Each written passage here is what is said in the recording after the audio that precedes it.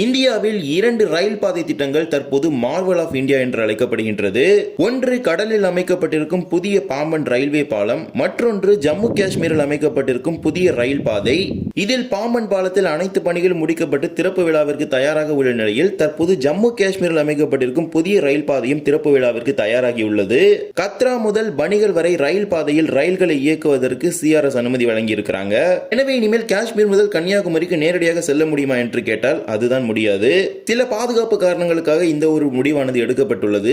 என்ன அந்த காரணம்? வாங்க இந்த ஒரு வீடியோவில் டீடைலா பார்க்கலாம். Hi guys, welcome to our channel Sibikumar vlogs. சேனலுக்கு யாராவது புதுசா வந்தீங்கன்னா மறக்காம சப்ஸ்கிரைப் பண்ணிட்டு பக்கத்துல இருக்க பெல் ஐகானை ஆல்ல போட்டுருங்க. அப்பதான் நான் போடுற ஒரு வீடியோட நோட்டிபிகேஷன் உங்களுக்கு உடனுக்குடன் வரும். வாங்க வீடியோக்குள்ள போகலாம். USBRL உதம்பூர் ஸ்ரீநகர் பாரமுல்லா ரயில் லிங்க் என்கிற இந்த ஒரு திட்டமானது காஷ்மீர் பகுதியை இந்திய ரயில்வேயின் பல்வேறு விதமான ரயில் வழித்தடங்களுடன் இணைப்பதற்கான ஒரு திட்டமாகும். குறிப்பாக தற்போது நாட்டின் பல்வேறு பகுதிகளில் இருந்து ஜம்மு வரை ரயில் சேவையானது இருக்கின்றது.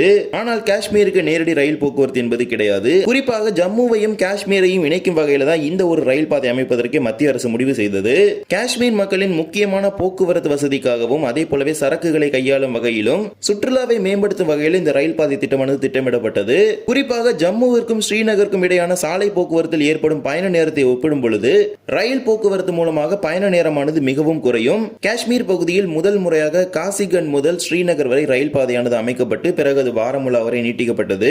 ஒரே மாநிலத்திற்குள் இருவேறு பகுதிகளில் ரயில் பாதைகளானது இருந்தது. இந்த இரு பாதைகளுக்கும் எந்த ஒரு இணைப்பும் இல்லாமல் இருந்தது.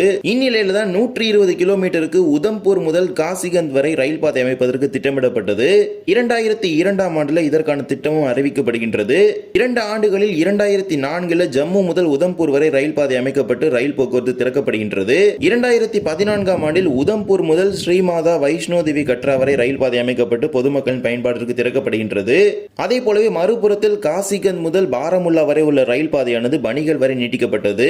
இந்நிலையில் தான் இந்த திட்டத்தோட phase 2 மிகவும் சவாலான ஒரு வழித்தடமான கத்ரா முதல் பணிகள் வரை ரயில் பாதை அமைப்பதற்கு திட்டமிட்டாங்க. மிகவும் கரடு முரடான இந்த நிலப்பரப்பு பகுதியில் மிகப்பெரிய பாலங்கள், நீளமான சுரங்க பாதைகள் அமைத்து தான் இந்த ஒரு ரயில் பாதையை தற்போது அமைச்சிருக்கிறாங்க. தற்போது உதம்பூர் முதல் பாரமுல்லா வரை 100க்கும் மேற்பட்ட டனல்கள் உள்ளது.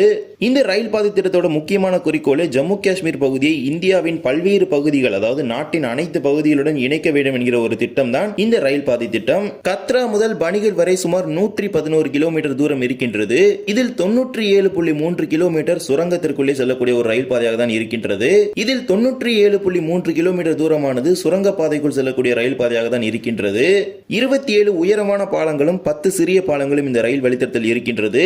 இந்த வழித்தடத்தில் தான் உலகிலேயே உயரமான ரயில்வே பாலமான செனாப் ரயில்வே பாலம் அமைந்திருக்கின்றது. செனாப் ஆற்றிலிருந்து சுமார் 359 மீட்டர் உயரத்தில் உள்ள ரயில்வே பாலமாக இது இருக்கின்றது. இந்த செனாப் ரயில்வே பாலம் ஈஃபில் டவரை விட 35 மீட்டர் உயரமாக உள்ளது.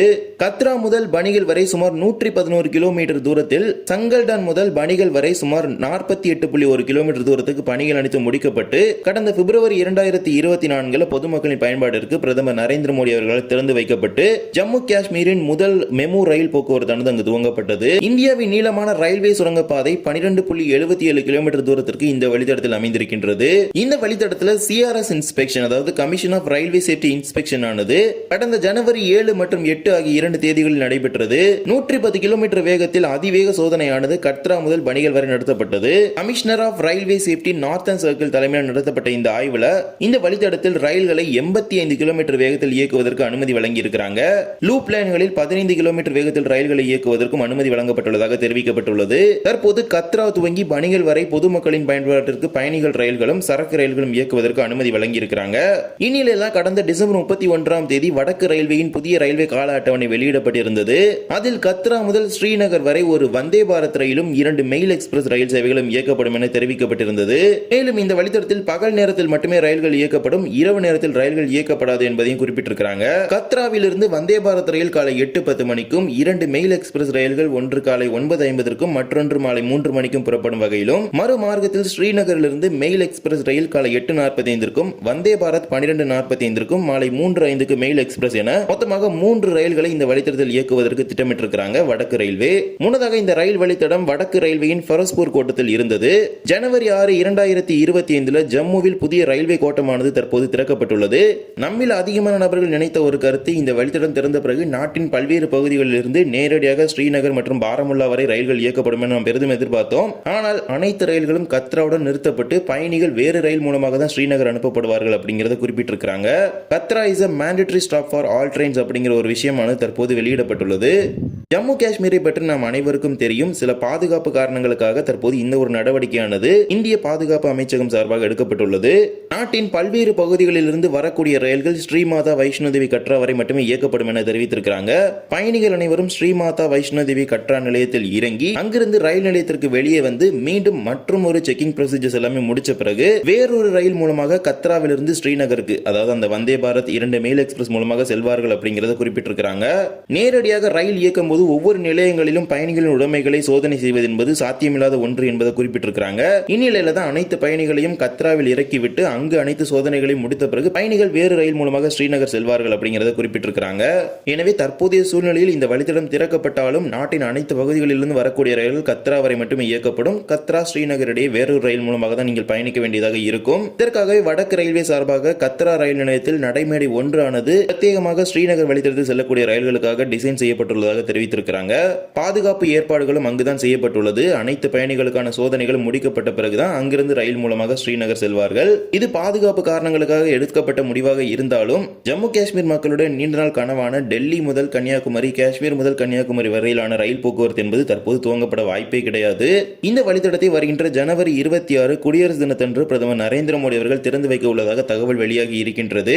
எனவே சில பாதுகாப்பு காரணங்களுக்காக இந்த ஒரு நடவடிக்கை எடுக்கப்பட்டாலும் மிக விரைவில் இதற்கு வேறு ஏதேனும் அல்டர்னேட்டிவ் ஆப்ஷன் கொண்டு வருவாங்க நம்ம எதிர்பார்க்கலாம். எனவே கன்னியாகுமரி முதல் காஷ்மீர், கன்னியாகுமரி முதல் பாரமுல்லா இது போன்ற எந்த ஒரு ரயில் சேவையும் தற்போது துவங்கப்படுவதற்கான வாய்ப்புகள் கிடையாது. நான் ஏற்கனவே ஒரு வீடியோவில் உங்கள்ட்ட சொல்லியிருப்பேன், Srinagar to Kanyakumari biweekly express propose பண்ணியிருக்காங்க அப்படின்னு. அதிலே குறிப்பாக சொல்லியிருப்பேன் இது கடந்த மே மாதம் பரிந்துரை செய்யப்பட்ட ஒரு கடிதம் அப்படின்னு. தற்போது பல ஆலோசனைகளுக்கு பிறகுதான் இந்த ஒரு முடிவானது எடுக்கப்பட்டுள்ளது. கத்ரா இஸ் a mandatory stop, அதாவது அனைத்து பயணிகளும் கத்ராவில் இறக்கிவிடப்பட்டு வேறு ஒரு ரயில் மூலமாக தான் செல்வார்கள். இந்த ஒரு கருத்து தான் ஜம்மு காஷ்மீர் முதலமைச்சர் அவர்களும் தெரிவித்திருக்கின்றார். கடந்த வாரம் திறந்து வைக்கப்பட்ட ஒரு சாலை வழி சுரங்கப்பாதையின் போது செய்தியாளர்களிடம் ஜம்மு காஷ்மீரோட முதலமைச்சரும் இதை தான் தெரிவித்திருக்கின்றார். நாட்டின் பல்வேறு பகுதிகளில் இருந்து நேரடி ரயில்கள் காஷ்மீர் வரை இயக்க வேண்டும் என்கிற ஒரு கருத்தை அவர் தெரிவித்திருக்கின்றார். பாதுகாப்பு காரணங்களுக்காக தற்போது கத்ரா வரை மட்டுமே ரயில்கள் இயக்கப்படும் என்கிற ஒரு அறிவிப்பானது காஷ்மீர் வரை புதிதாக அமைக்கப்பட்டுள்ள ரயில் பாதையின் நோக்கத்தை மாற்றிவிட்டதாக அவர் தனது கருத்தை எக்ஸ் தளத்தில் தெரிவித்திருக்கின்றார். எனவே இந்த வழித்தடம் வருகின்ற ஜனவரி 26 குடியரசு தினத்தன்று திறக்கப்படும் என பெரிதும் எதிர்பார்க்கப்படுகின்றது. இந்த ஒரு வீடியோவில் தான் இந்த வீடியோ பிடிச்சிருந்தா மறக்காம like and share and subscribe பண்ணிட்டு பக்கத்தில் பெல் ஐகான் ஆல்ல போட்டுருங்க. அப்போ நம்ம போடுற ஒரு வீடியோட நோட்டிஃபிகேஷன் உங்களுக்கு உடனுக்குடன் வரும். இன்னொரு வீடியோ சந்திக்கலாம். தேங்க்ஸ் ஃபார் வாட்சிங்.